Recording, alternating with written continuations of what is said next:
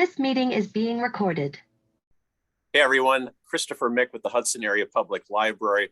Very excited to do another video interview to share with you. We got started on these when COVID was going and the library closed and we couldn't offer our summer camps and programs. We were doing a lot of women in STEAM interviews and STEAM careers. And we're still doing some of those interviews, but the library is open again. We're going to be having our summer camps coming up and looking at the programming I was doing for some of the camp ideas. I really wanted to reach out to our next guest because as students that I visit in classrooms around Hudson know, and the campers that come in for programs at the library know, I'm all about mission patches and usually work that into one of our camp subjects where the students will get together and we'll look a little bit at the history of mission patches, and they'll all design their own original mission patch to kind of share at the library or with the class or with their parents. They get to take home copies of it that we'll make. So very excited to speak to our next guest, Tim Gagnon. So I will turn it right over to you to get into this. Thank you, Chris. I appreciate the invitation and happy to participate.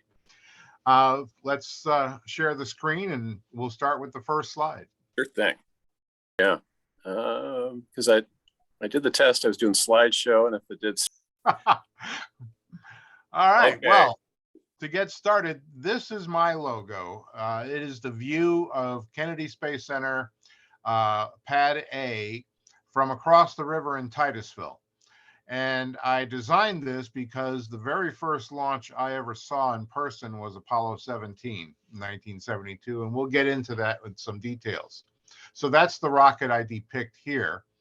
I've got a ISS passing over the Cape because of my work with shuttle and station astronauts.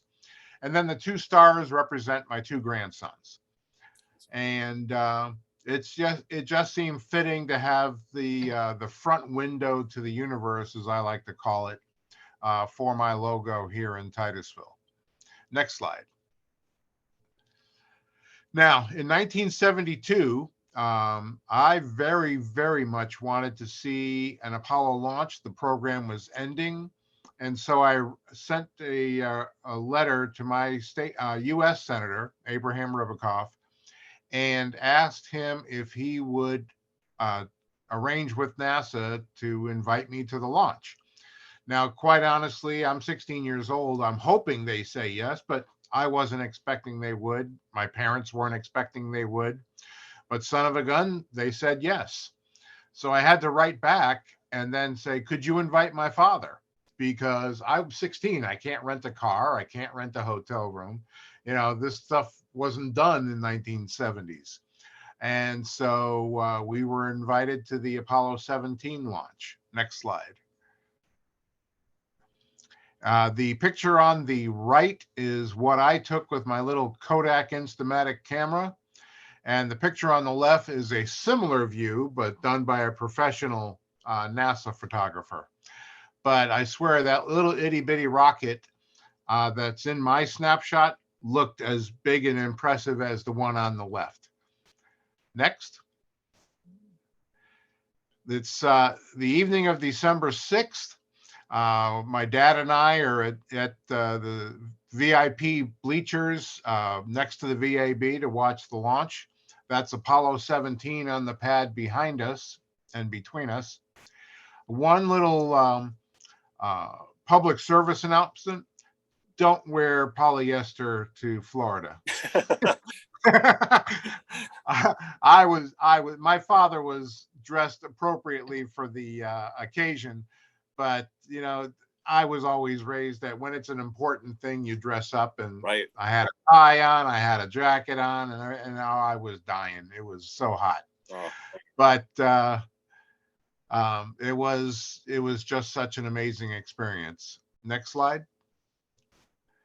At that launch, going through the tours and the briefings and everything that they still do today, I learned that an outside artist, Robert McCall, was asked to paint the crew patch. Gene Cernan specifically requested him to do this, and it was McCall's first patch. And I said to myself, this is how I could participate. I'm not a left, I'm a right, not a right brain kind of guy. You don't want me to calculate trajectories, but I could do this kind of stuff. I'd been drawing ever since I could hold a pencil. And so I knew what I wanted to do, but was absolutely clueless how to go about it. Next slide. The next spring in 1973, I read this article in Science Fiction Analog magazine, and it was written by Frank Kelly Freas, who was the artist to create the patch for the first increment crew on Skylab. And I still have that magazine to this day, and it detailed the entire process. And it was like being handed a set of blueprints. So I knew what I wanted to do, and now I knew how it had to be done.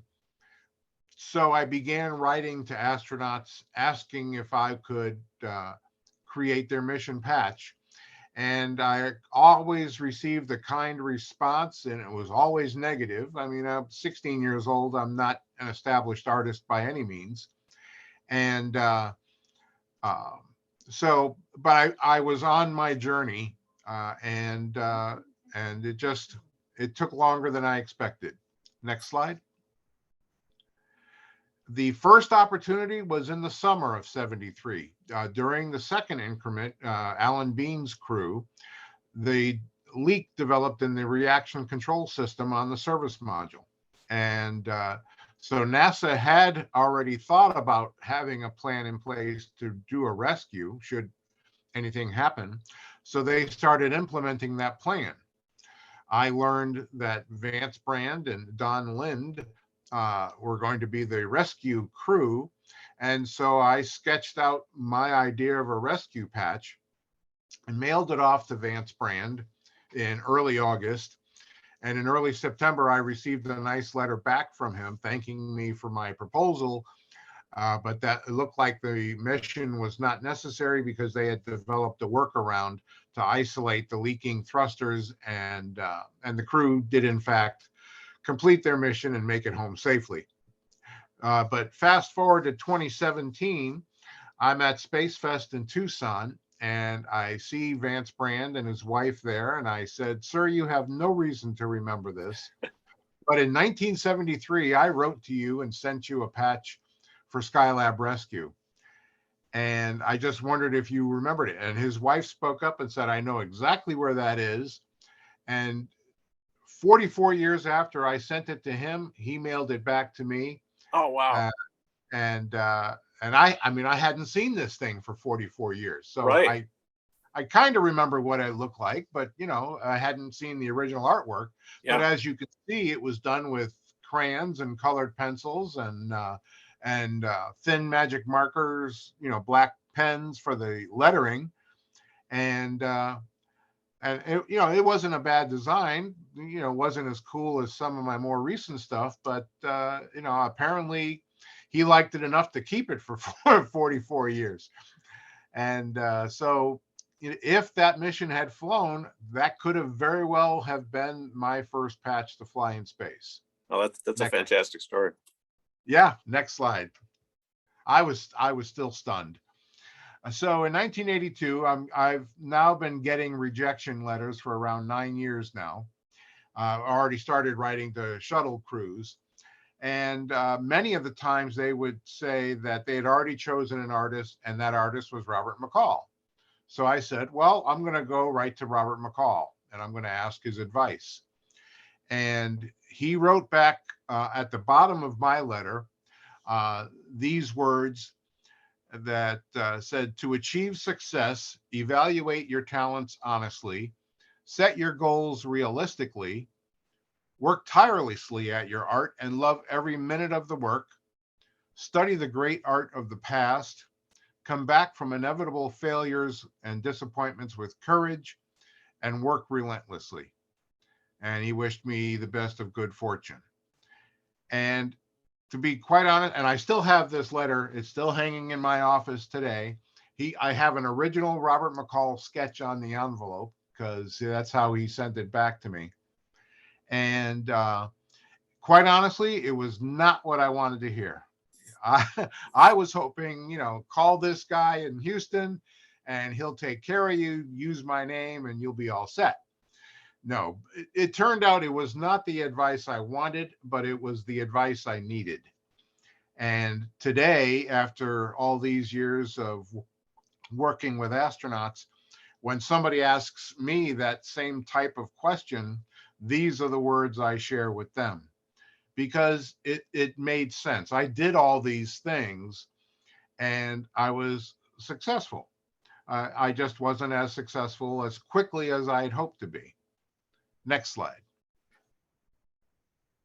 Now, in 1985, they were going to launch Discovery from Vandenberg Air Force Base.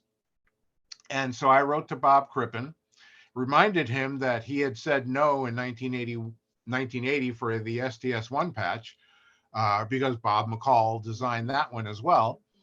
And he said, yeah, you wanted to, come up with some designs? I'll be happy to take a look at them. And so I came up with 4 designs, and in every one, I show Discovery launching from Vandenberg, but going the wrong way. The Vandenberg launches into a polar orbit would have launched to the south, so that the SRBs would have, parachuted in the Pacific and not on Western Canada.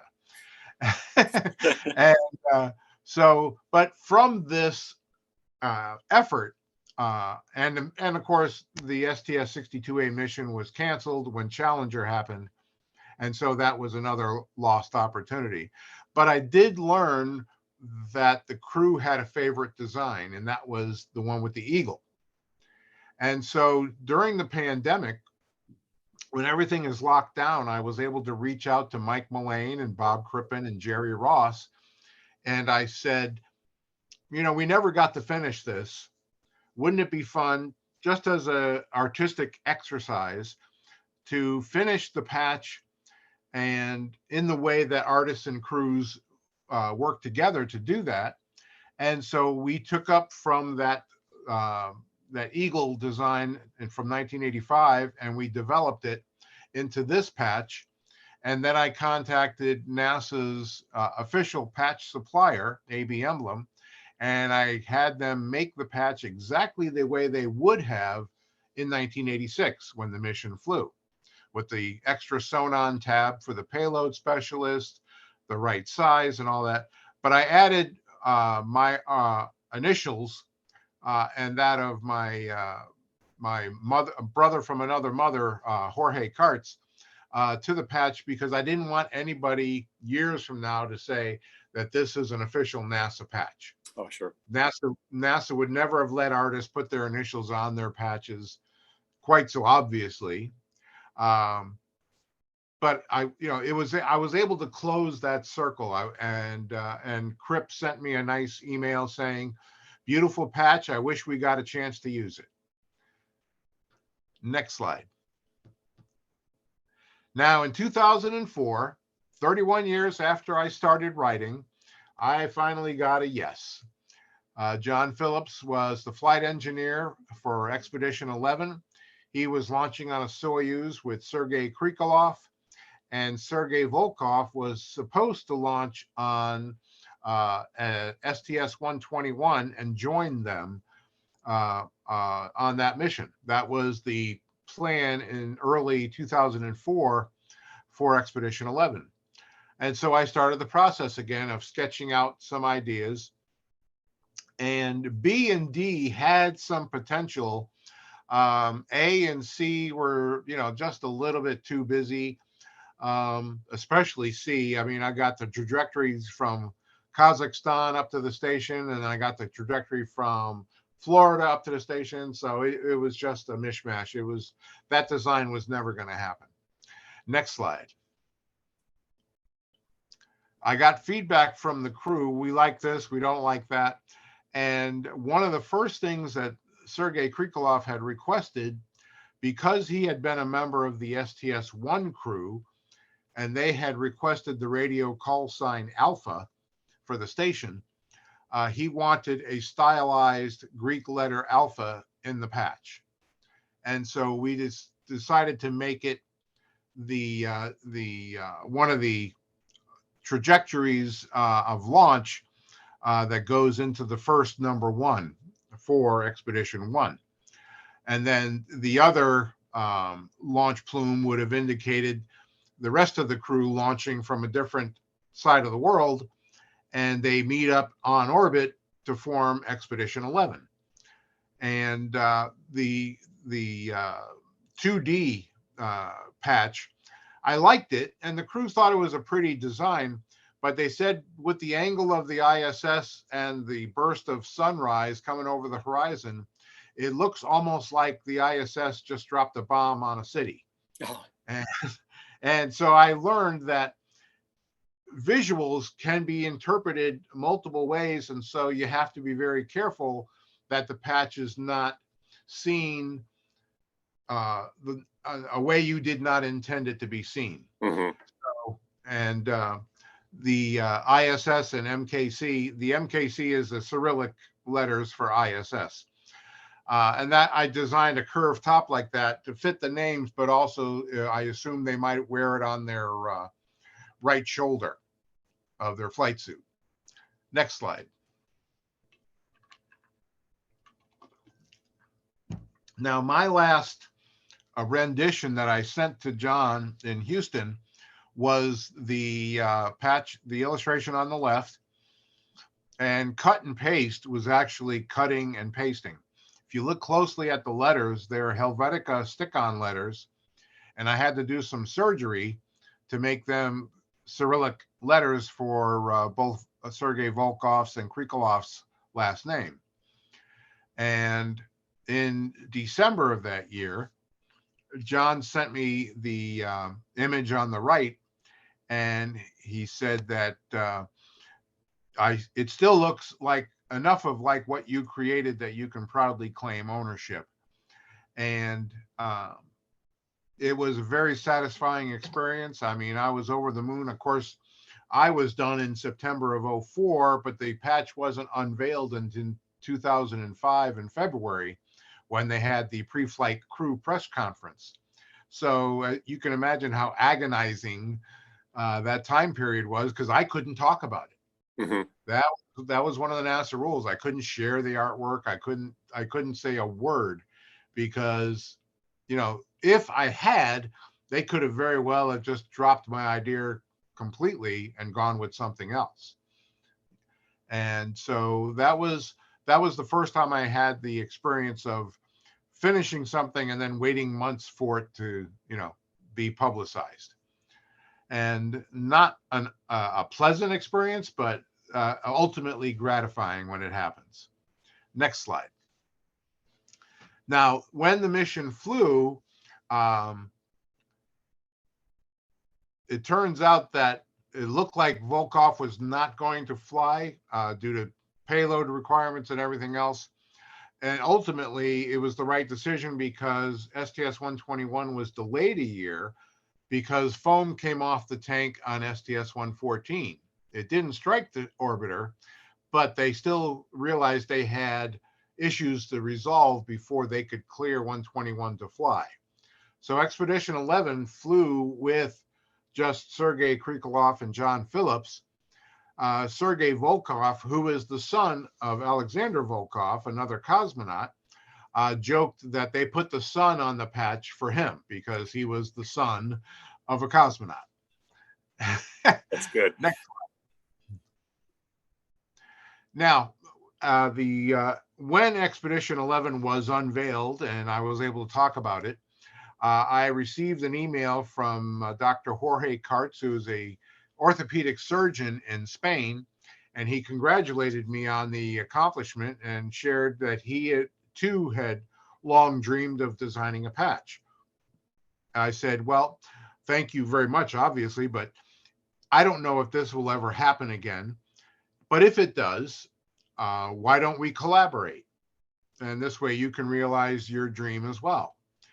And so when I was contacted by the 126 crew, I emailed Jorge. I said, you create a design based on your understanding of the mission goals.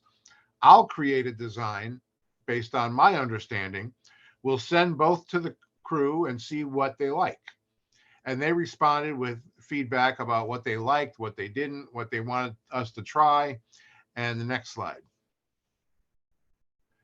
The combined draft, we transferred the MPLM. That was the main cargo carrier that Endeavour was bringing up. But they were also bringing Sandy Magnus to the station to be a member of Expedition 18. And then the shuttle crew was going to come back home. So we put Sandy Magnus's name into the docking mechanism for the MPLM. And the trick really, to be quite honest, was to fit everybody's name on the patch, because you got Eric Bowe with 3 letters, and then Heidi Marie Stephanician Piper.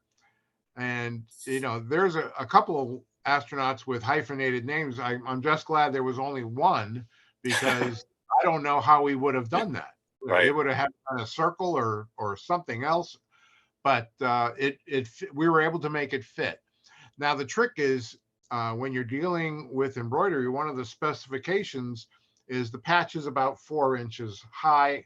This one was probably a little wider, or a little taller than that, because it was just under 4 inches wide. But the lettering has to be 1/4 of an inch high. Okay. To be able to be embroidered clearly, because other, too small, and then it just gets kind of mushy. And, if it's not clear to read on an embroidered patch, then it doesn't pass the test. Mm-hmm. And we depict Endeavour flying up the station, dropping off the MPLM, and then coming back to Earth. The sun is breaking the horizon. The moon is in the sky. The constellation Orion's belt is pointed towards the red star of Mars. Now, this was 2008 when we created it, and I believe they flew, late 8 and early 09. They flew in, I believe it was 2008 in the fall, like November. But the constellation program was still the next program coming. Mm-hmm. So that's why the moon and the constellation Orion, because of the Orion spacecraft, and Mars were all in the patch as a nod towards the ending of the shuttle program, which is depicted by the sunset, and the beginning of the constellation program. Next slide. Now, when the STS-133 crew were announced, they were going to be the final crew. STS-134 and 135 had not been yet put on the manifest. And so they turned to Robert McCall to design their patch. And it made perfect sense, even to me, that he did the STS-1 patch. It made perfect sense for him to do the final shuttle mission patch. And he submitted a couple of designs in watercolors and mailed them to the crew on a Friday, and then suddenly passed away Saturday morning. He was 90 years old. So the crew had learned of his passing before they even received the package. And when they got the package, they're looking at it, and these 2 beautiful watercolor draft designs. I mean, McCall never did any ugly work. The man was a genius. But they weren't finished art ready to be made into a patch. There were still some things that had to be done. Well, Eric Bowe was the pilot of this mission, and he had been my point of contact with STS-126. So he said, well, why don't we get Tim and Jorge to finish the patch? Next slide. These are McCall's sketches. The crew, I mean, they're beautiful, but the crew didn't want the wreath. They thought it was too much like the Astronaut Memorial Foundation emblem. And I was, I smiled when I saw it, because I make this mistake frequently. McCall had misspelled an astronaut's name. And I actually lost a job to do a mission patch because the astronaut wrote back and said, not a bad design, but you really need to do spell check. Mm. And so we started with this stuff. Next slide. And we adapted it. We tried a full shuttle stack.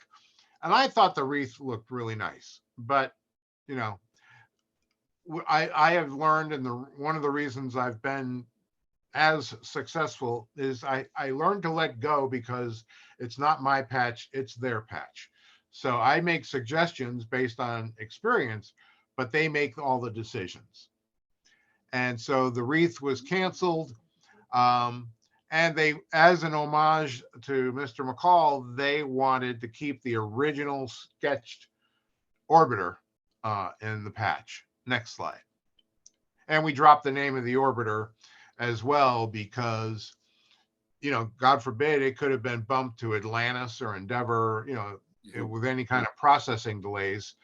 So locking it down to a patch that's going to get embroidered and, you know, thousands of times, and then have it change to a different orbiter would have been a headache that, you know, simply avoided by omitting the name of the orbiter. Now on this patch, the stars, the 5-pointed stars in the center on each side of the orbiter, represent the crew. The big gold star underneath Eric Bowe's name is a tribute to McCall. And then Jorge and I did 2 little stars under Steve Lindsay's name, similar in style to McCall's star, to represent our contribution. And you know, it turned out to be, I mean, a simply beautiful patch. You can imagine that the oval is either a launch plume or it's the Earth, and the little stars falling away back towards the ground. They wanted the image to look like when a firework explodes in the sky and then it kind of you know, drifts down to the ground. They wanted it to be indicative of a celebration of the shuttle program. You know, just a beautiful patch, and I was very satisfied. It was intimidating because I'm messing with a legend's work, but I'm very flattered that the crew entrusted us to do it justice. And so this patch is always very special to me. Next slide. Now, besides working with crews, I've done a lot of commemorative work, and I'm always asked, where do you get your inspiration? Well, the space program is very, very generous with inspiration. And this patch was originally designed in the spring of 2019. And the idea was to have it released the day of the spacewalk, but then they had the issue with the spacesuit not being able to be configured in time for Anne McClain. And so the whole thing was put on hold until October. And they were prepared then to have Christina Koch and Jessica Meir do the spacewalk. The other names in the solar arrays are for the people in Capcom and the IV officer, the intravehicular activity in mission control, and the trainer. And so, you know, this patch was able to be made, and it was done in time, and it was well received, and that was very gratifying. I'm always asked why the 8-ball, and that's because Christina Koch and Jessica Meir were members of the same astronaut class, and their nickname was the 8-balls. Next slide. Now, Wally Funk, you gotta love anytime, you know, when karma, you know, the universe just, you know, rewards you.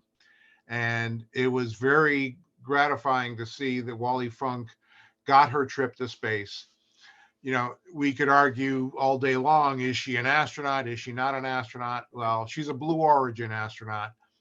And she had dreamed about doing this ever since the 60s.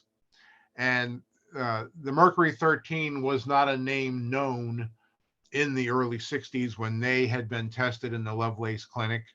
It kind of got adapted actually in the 90s when more people learned of their story, because Eileen Collins invited all the surviving members to her launch in 1995. But I imagine Wally Funk looking out the window, and this is her view out the window. A Mercury 13 lapel pin is floating in weightlessness inside, right next to her. And I ghost stitched all the other 12 names of her group in the background of the patch with the tagline, "Our Dream Realized." And it was just, the idea for this patch happened almost spontaneously. It was just, the right thing to do. And I was actually able to get one to Wally Funk, and she loved it. So ultimately very gratifying. Next slide. Now, another one that this was like a Christmas miracle. I mean, we had been following, and I'm sure you had too, Chris, the saga of the Webb telescope being built, being tested. There you go. Yeah, I got mine. And and it was delayed, and things were taking much longer than anticipated. And but you have to hand it to that team, because it, by all notices in the announcements and in the press releases, it's performing flawlessly so far. Mm-hmm. And being launched on Christmas Day. And so again, I was able to get in touch with AB Emblem in time. I shared this artwork with them, and they had this patch ready to go almost the day after launch. Obviously, they shut down on Christmas, like you would expect. Mm-hmm. But the response was incredible, and I'm very, very satisfied that me trying to commemorate this effort and this achievement was so well received. Next slide. Now, I'm a son of Apollo. That was my program for my childhood, my generation. And I used for this patch the same statue that Robert McCall used when he did the Apollo 17 crew patch. I just kind of pulled away a little bit. And when I saw the first full-length image of that statue, Apollo was actually originally holding an arrow, a bow, and when he's got a quiver of arrows on his back. But the finger is broken now. I mean, the statue's 500,000 years old. Excuse me. So I used the Apollo 17 patch as a basis with which to start. I've got the eagle flying forward, like McCall is directing America's efforts to go forward towards Mars, towards the solar system. The moon is in the sky with the 6 landing sites indicated by gold stars. The 3 stars underneath the eagle above Apollo's arm are for the Apollo 1 crew, and all the rest of the Apollo astronauts are in this patch with represented by a star. The 12 moonwalkers have a gold star. And instead of having just like the Roman toga that they wore back in those days, I thought about the Olympics when athletes are running around the track on a victory lap and they're holding the flag up. Mm-hmm. And I wanted Apollo to be dressed in the flag. And the caption, "America's challenge of today has forged man's destiny of tomorrow." And that's from the final words Gene Cernan said on the surface of the moon. And the gold L in Apollo is for the 50th anniversary of Apollo, which ends this December with the 50th anniversary of Apollo 17.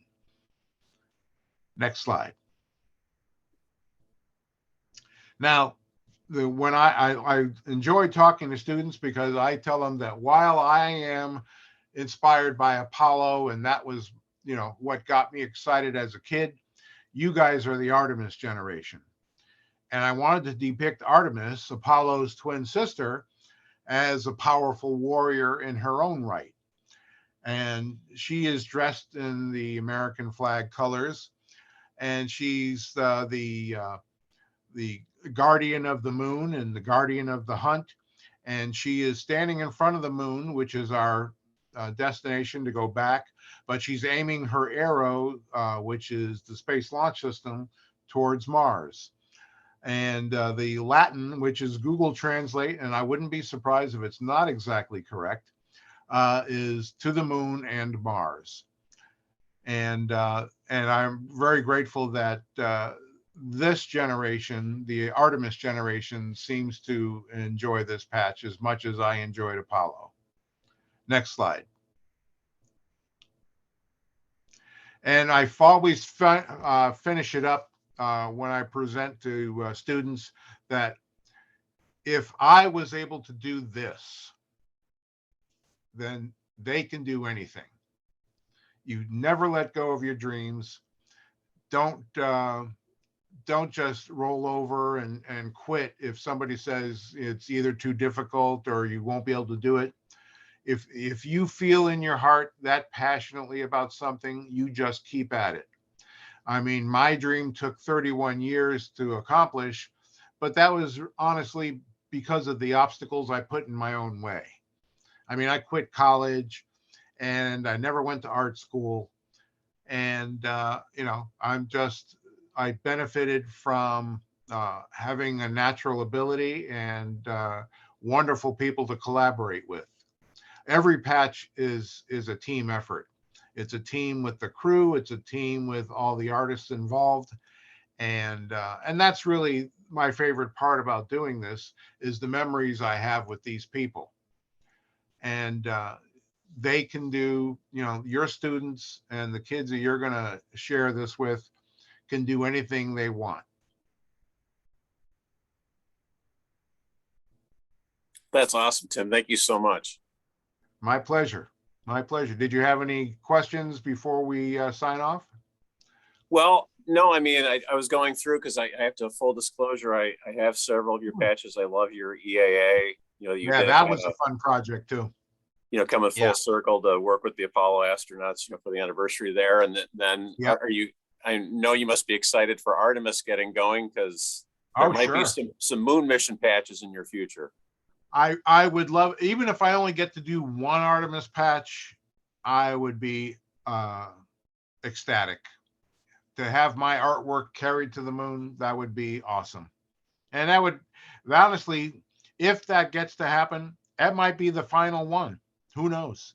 Right. I might be just so grateful and ultimately satisfied that, even Tom Brady thought about retiring.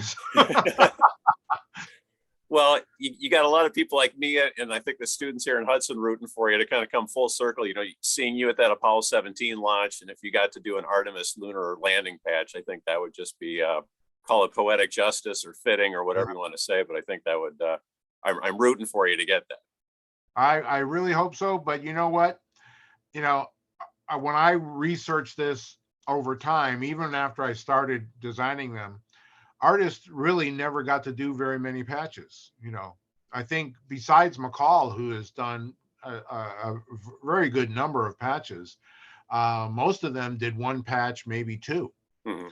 So I never expected to have this level of success, and I'm very grateful for that. So if I don't get to do an Artemis mission, I really have nothing to complain about. No, I really appreciate you taking the time to share your stories and your history with us, and your passion, your inspiration. I hope that kind of gets that across to the students, when I'm always excited about patches, but it was an honor just to speak to the man himself. So really appreciate it. My pleasure. And I look forward to seeing what they create. Oh, yes. I would be happy to pass along some of the summer camp things as they come through. So we will do that. Excellent. Thank you much. All right.